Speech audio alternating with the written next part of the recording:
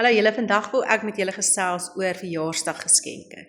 Nou, ek weet nie wie van julle sukkel ook daarmee soos wat ek daarmee sukkel nie, want ek weet nooit wat om vir iemand te koop nie.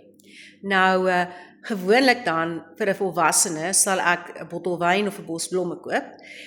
Maar vir kinders is dit nogal vir my moeilik, veral kleiner kinders of selfs seentjies, want in my huis is daar nou net dogtertjies.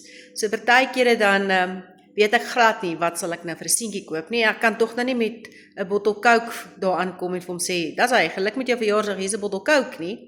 Andersins as wat 'n mens nou vir 'n pa 'n bottel wyn sal gee of wat ook al nie. So ek weet nie wie van julle sukkel ook met verjaarsdaggeskenke nie. Een jaar was 'n ma hoogs ontsteld geweest omdat my dogtertjie vir haar seentjie tweede jaar in 'n ry badskuim gegee het. En ek het nogal gedink, nooit weer gee ek vir iemand badskuim nie, want dit was nogal 'n interessante situasie. Maar hoe dit ook al sy, ten minste het ons geweet die seentjie kan lekker bad en pret hê met die skuim. Nou ja, so ek weet nie wat se geskenke gee julle vir mense nie, wat is julle, ek wil amper sê default, as jy nie weet wat om te gee nie, wat gee julle dan? Ek het 'n vriendin of twee wat ook binnekort verjaar, en die een veral maak altyd vreeslik moeite met die geskenk se opmaak.